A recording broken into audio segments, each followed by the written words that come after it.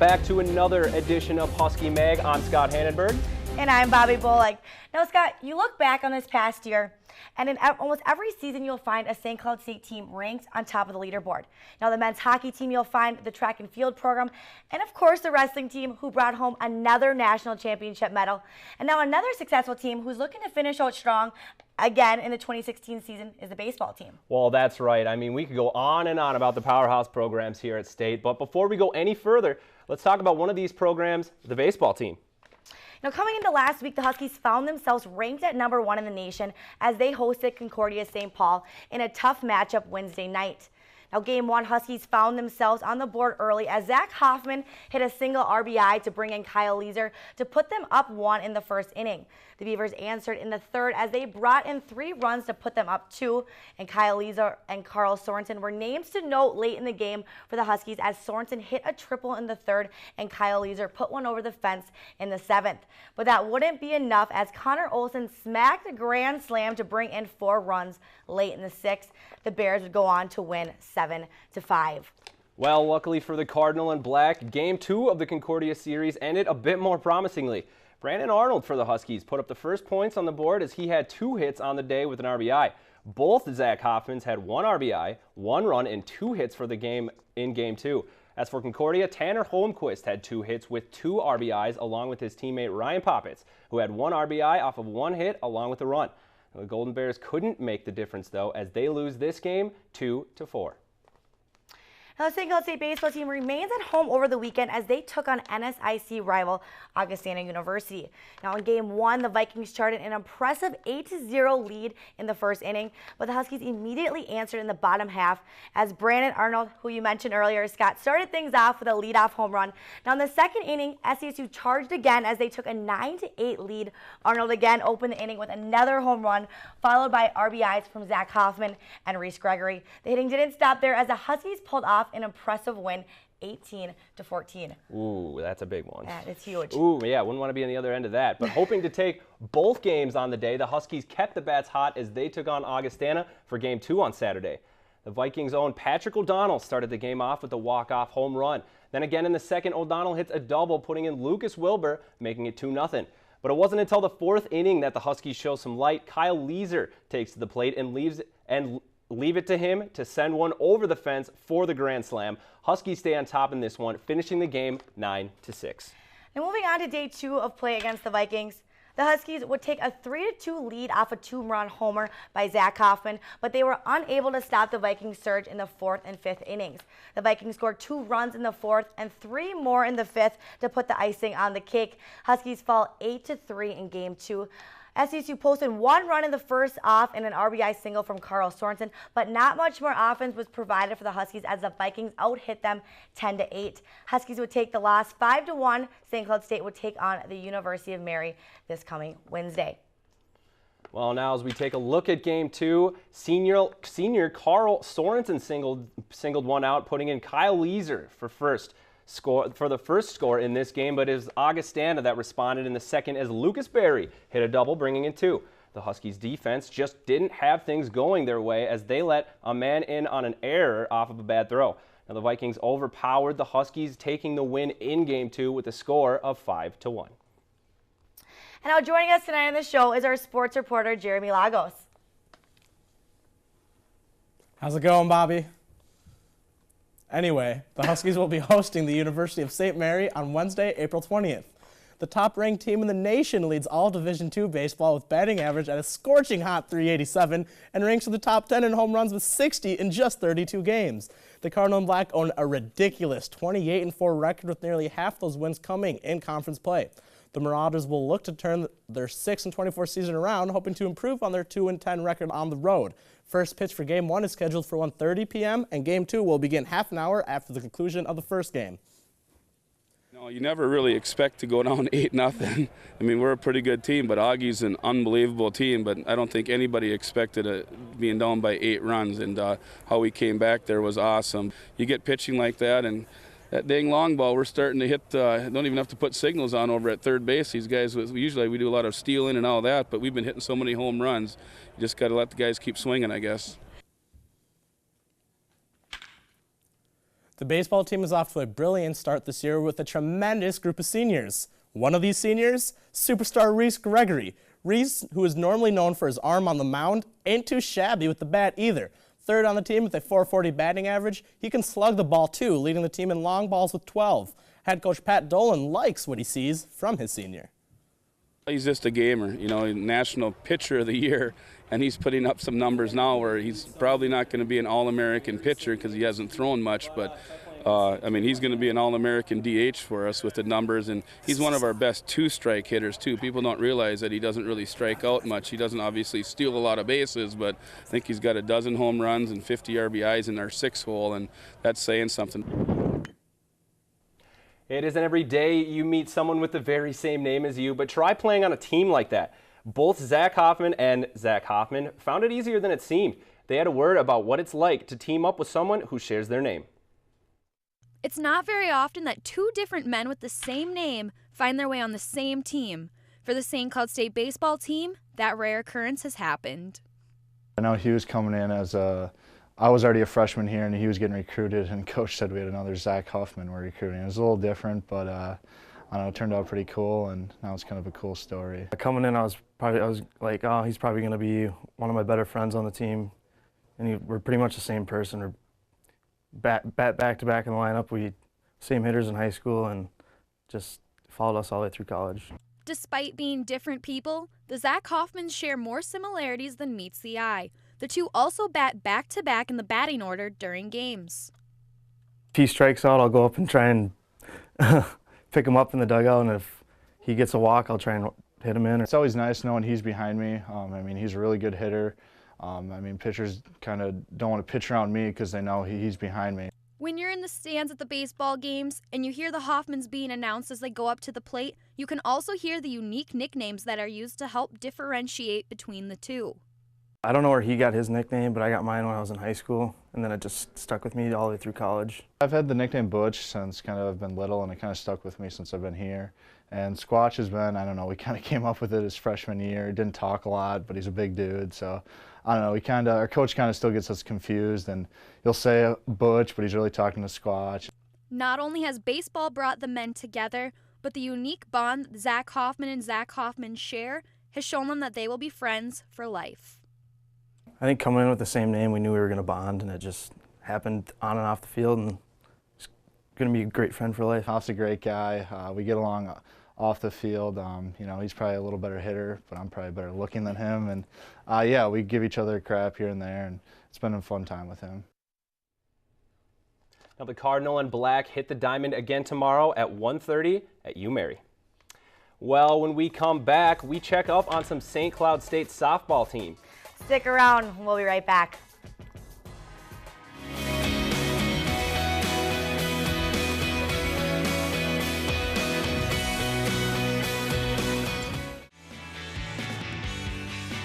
You're watching UTVS, local TV for the Granite City.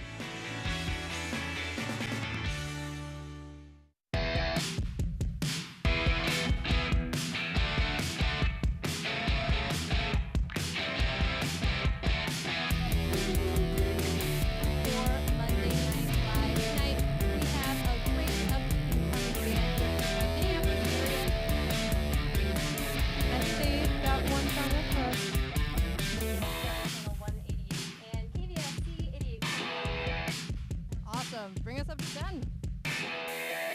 Visit utvsnews.com for all of your local news.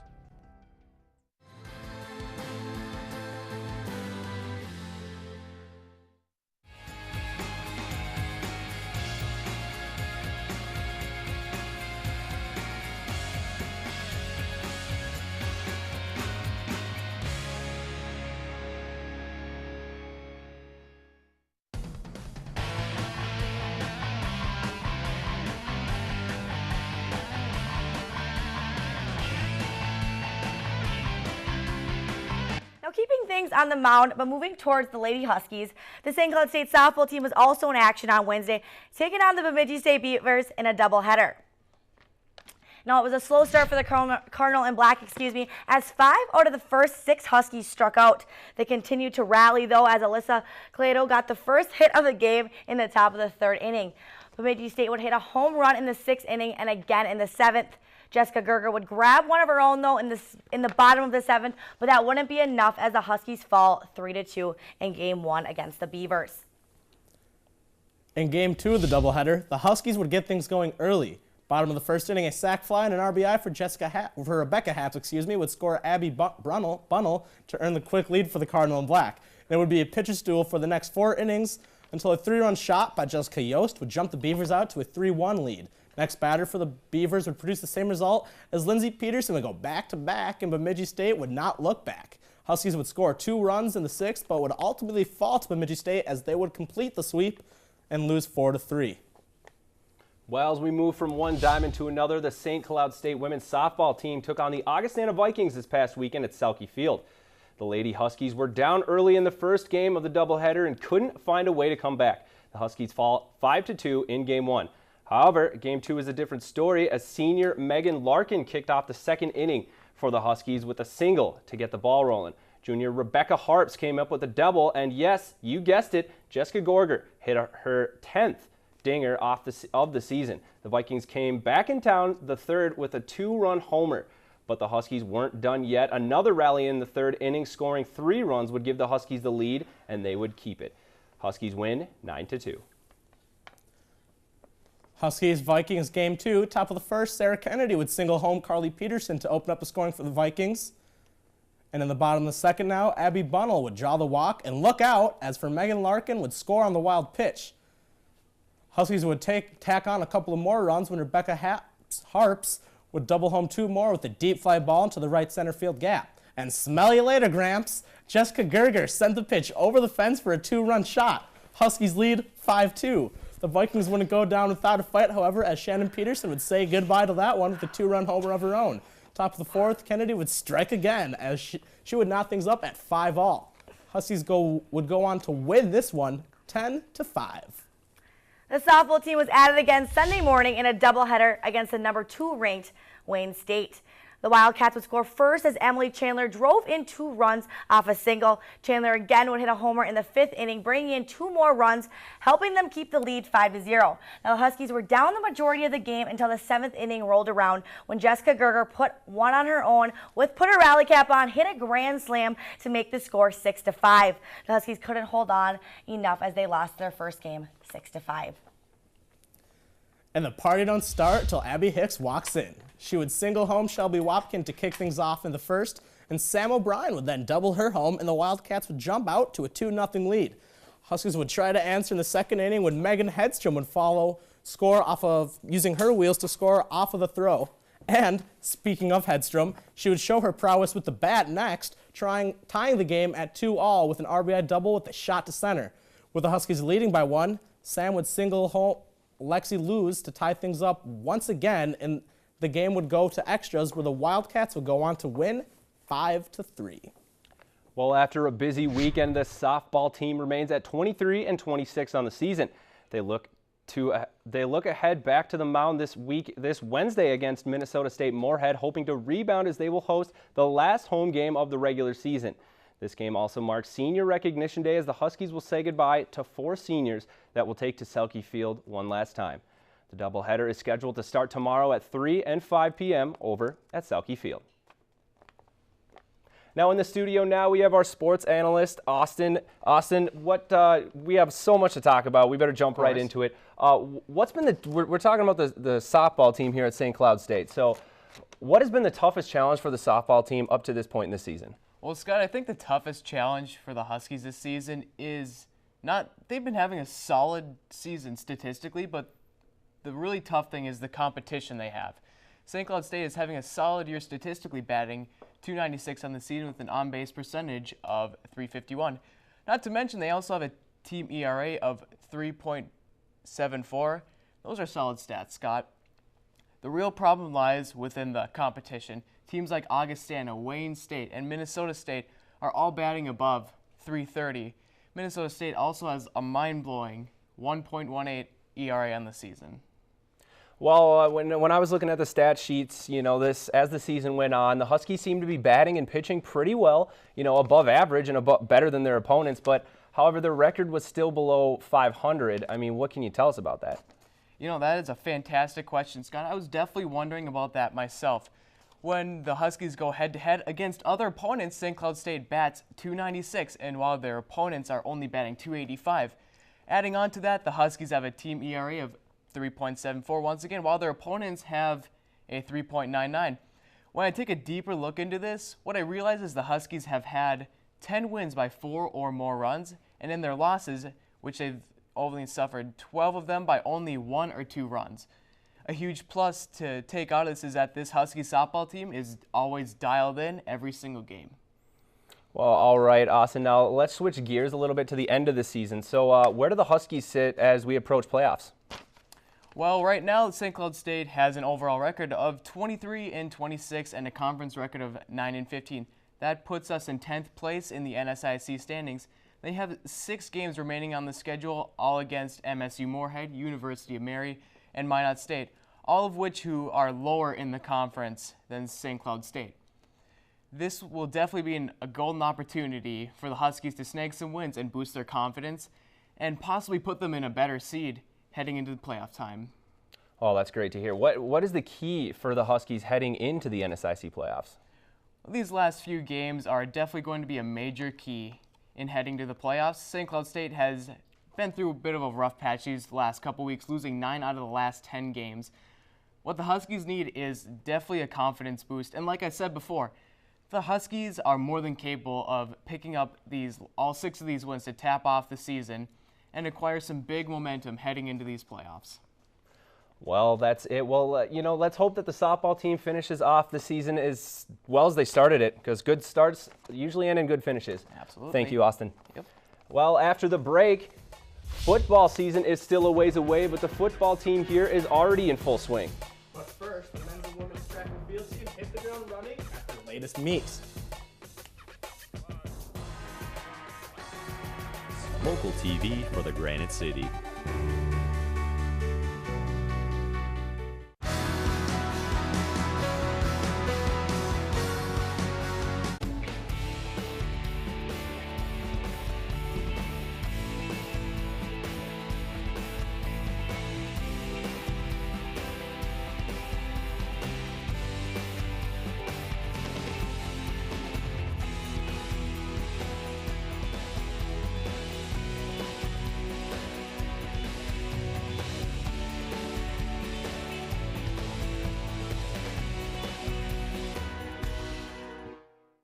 Visit utvsnews.com for all of your local news.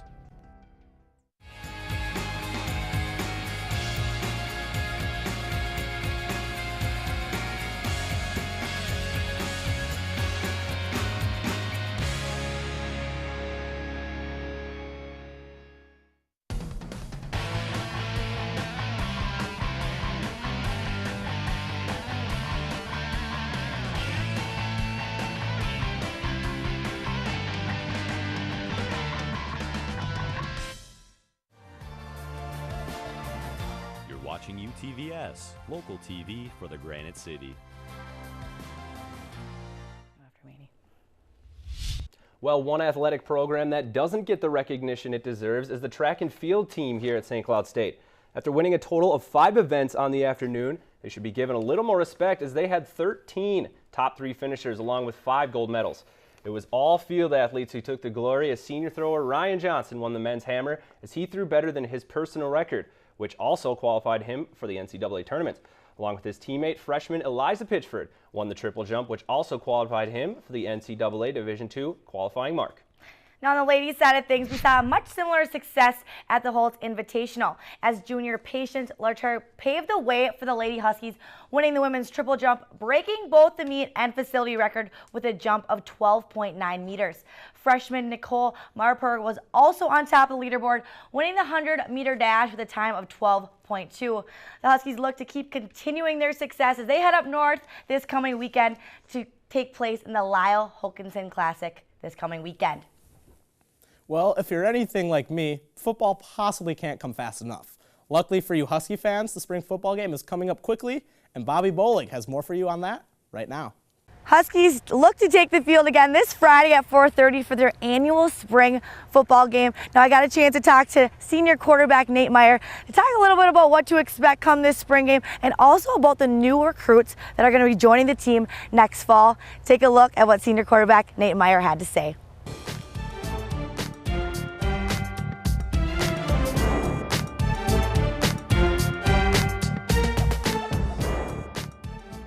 Sitting alongside me is senior quarterback Nate Meyer. Now, Nate, we're here to talk a little bit about some spring football. You've been around the block for a few years. You know what spring football is all about. Tell me what you've been seeing out of the guys so far. Spring ball is, just really about the basics. So trying to bring those young guys along, get them in the system a little bit more than from what they got in fall camp. So just trying to get everybody ready to go again for the fall. Now looking at the roster, you guys look like you got a strong offense coming back. You got Jamison Parsons, wide receiver, led not only the conference, but led the nation in receiving yards. You got Jaden Huff, who also led the conference in touchdowns. And of course, you're coming back, your third year running the offense. How confident are you, as a quarterback coming into a fall with such a veteran offense? Yeah, we got a lot of guys coming back, like you said. Jamo, All-American, can't beat that. It makes my job a lot easier. Jaden does a good job of getting in the end zone. And then we got some veteran guys in the old line, some other receivers that got some big experience last year as well.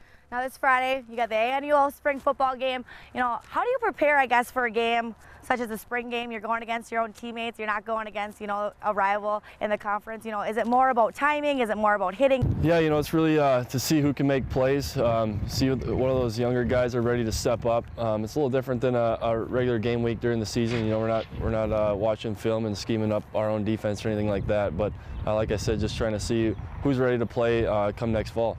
Now, is there a little bit of a rivalry? Who won last year, defense or offense? Offense usually wins spring games just because it's a little harder for the defense to score. But there's always a little bit of trash talking that goes on between the two teams. You never want to be on the losing end of that.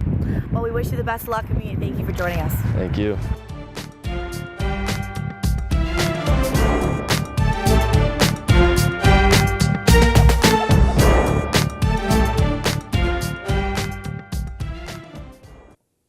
The football team will be looking for their 9th consecutive winning season upcoming this fall.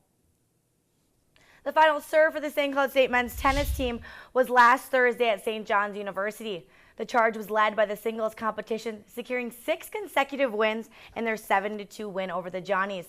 The victory moved the Huskies' overall season record to 12-6, and unfortunately, due to budget cuts, this will conclude the final season for our St. Cloud State men's tennis program here at St. Cloud State. Well, let's hope that doesn't happen to the women's team, as the women's team also has been all smiles as of late, just after receiving their pairings for the 2016 NSIC tournament, along with their impressive ranking. With a 12-8 record on the regular season, the Huskies grabbed the 3rd spot for the division standings.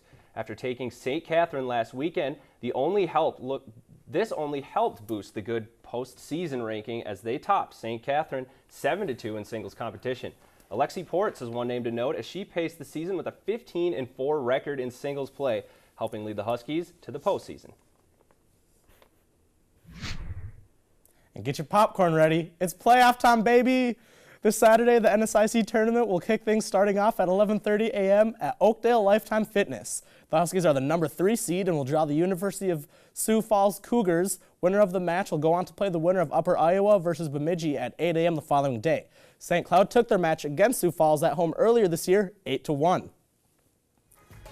And coming up next, the best part of your day. We'll come back with Mag Player of the Week and Blizzard's Best, courtesy of Robbie Jackson. See you soon. A little bit with some snow, turning over to rain as we go through the day tomorrow.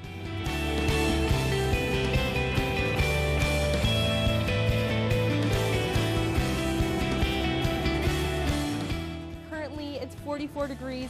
The rain did start to come down again. We had a short break there.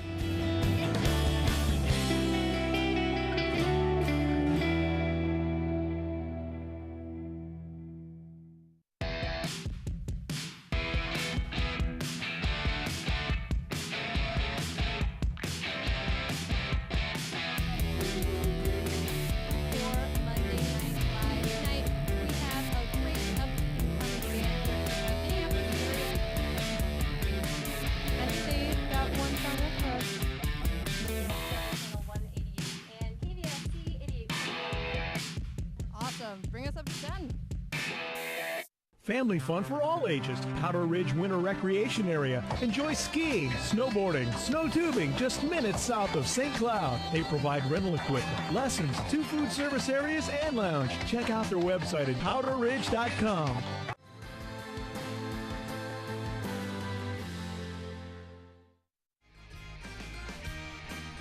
You're watching UTVS, local TV for the Granite City. Now, the best part of the show that you've all been waiting for, we present you Blizzard's Best. But before we go too far, Scott, let's see what's happening in the near future for the Husky Athletics. Well, let's take a look forward as we cover some Husky happenings around campus. The baseball team will hit the road to take on UMary tomorrow. Also, the softball team will be hosting their last regular season games as the Dragons from Moorhead will be heading to town. The men's and women's track team also are in action this weekend as they will compete in the Lyle Hawkinson Classic at North Dakota State this weekend. And lastly, for some Husky athletics to watch, come this weekend is the St. Cloud State football team's annual spring football game, which is played this Friday at Husky Stadium starting at 4:30. Now it's time for the Mag Player of the Week, and who could it possibly be? Bang! Jessica Gerger. Gerger, who had 2 home runs this past weekend for the Huskies, including 1 huge grand salami moonshot in Game 1 against Wayne State on Sunday, pulled the Huskies within 1 run of the Wildcats. The junior from Mankato is batting .353 on the year and 149 at-bats. Well, to start off the highlight reel, we look at our own Husky softball team. Senior third baseman Tage Poitz with this beautiful grab in the dirt for the out. And for our runner-up this week, impersonating her teammates on our last highlight, junior catcher Alyssa Clado snags this ball from right out in front of home plate for another impressive defensive play for the softball team. And can we get a drum roll in here for Blizzard's #1 play of the week? The softball team sweeps the board as they take the #1, 2, and 3 plays after Tage Poitz received this rocket coming from first to get the out at third. Good defense and an even better play. Man, that Husky softball team is good. Well, for all of us here, tune in next week for our final show of the season. I'm Scott Hannenberg. And I'm Bobby Bowleg. And I'm Jeremy Lagos. Thanks for watching Husky Mag. UTVSnews.com for all of your local news.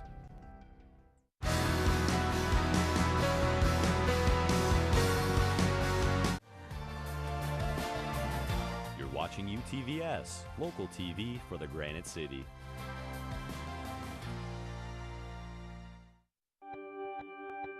Here at UTVS News, we are always ready for a new day.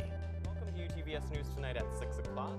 Following the lead, the action, bench for the extra attacker, down back, and the tragedies, the unpredictability, and the stories that keep our community informed and together. UTVS News, local news for the Granite City.